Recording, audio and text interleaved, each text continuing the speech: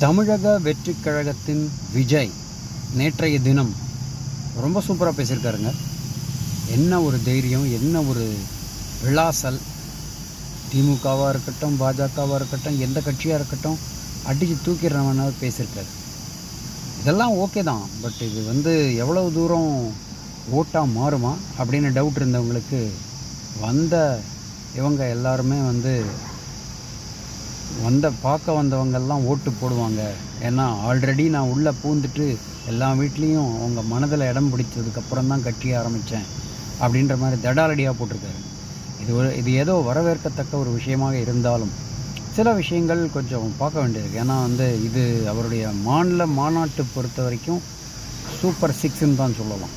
எல்லாருமே தமிழகத்தையே திரும்பி பார்க்க வச்சுருக்காரு. தமிழக அரசியல்வாதிகள் எல்லாருமே அவர் பக்கம் பார்க்கும் அந்த தருணம் விட்டதுன்னு தான் சொல்லலாம். ஆனால் அதே சமயம் என்ன நடந்துகிட்ருக்கு அப்படின்னு பார்த்திங்கன்னா, இந்த மாதிரி ஹிஸ்ட்ரியில் அவர் கோட் பண்ண எம்ஜிஆராக இருக்கட்டும், இல்லைனா விஜயகாந்தாக இருக்கட்டும், இவங்கெல்லாம் ரொம்ப சிரமத்திற்கு பிறகு தான் இந்த ஒரு விஷயத்தை முன்னெடுத்திருக்காங்கன்னு நான் சொல்லும் பொழுது சிரமம் படாமல் இவர் வந்திருக்காருன்னு சொல்ல வரல. ஆனால் இவர் போக போகிற பாதை ரொம்ப ரொம்ப பெரிய பாதையாக இருக்கும் அப்படின்றது தான் நான் சொல்ல வர கருத்து.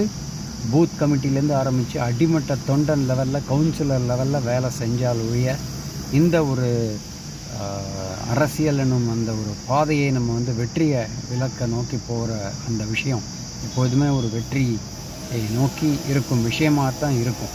உழைப்பு அந்த மாதிரி சரியான விஷயங்களில் இறக்கலைன்னா கண்டிப்பாக விஜயின் பாதை சவாலாகத்தான் இருக்க போகுது. ஆனால் அதே சமயம் சவாலை சரியான முறையில் கையாண்டால் வெற்றி நல்ல எட்டும் தூரத்தில் இருக்கிறது. ஏன்னா நம்ம பார்க்கணும், முதலைகள் தான் வந்திருக்காங்க. பல விஷயங்கள் பணநாயகத்துலேருந்து ஆரம்பித்து ஆட்சி, பவர் எல்லாத்தையுமே யூஸ் பண்ண போகிறாங்க இந்த எலெக்ஷனில். ஸோ ஜெயிக்க போவது யார் அப்படின்றது ரியலான கேள்வி இருக்குது விஜயை பொறுத்தவரை. ஆனால் விஜய் ஒரு யோசிக்காமல் வந்திருக்க மாட்டாருங்கிற ஒரு நம்பிக்கை இருக்குது. பல பேருக்கு விஜய் நம்பிக்கை நட்சத்திரமாக, இதை நான் சொல்கிறது தளபதியாக ஒரு சினிமாவில் உலாவர அந்த ஹீரோவாக இல்லை, பொலிட்டிக்கல் ஹீரோவாக இறங்க காத்திருக்கிறாருங்கிறத ஒரு நம்பிக்கை இருக்கிறது.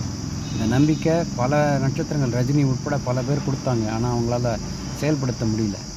இப்போது விஜய் வந்திருக்கிறார், கலக்கி இருக்கிறார். What uncle, this is very wrong அங்கிள்னு வேறு சொல்லியிருக்காரு. பார்க்கலாம் எப்படி களம் சூடு பிடிக்கிறது என்று. தொடர்ந்து இணைந்திருங்கள் மோட்டிவேஷன் நியூஸ் சேனலுடன். வணக்கம்.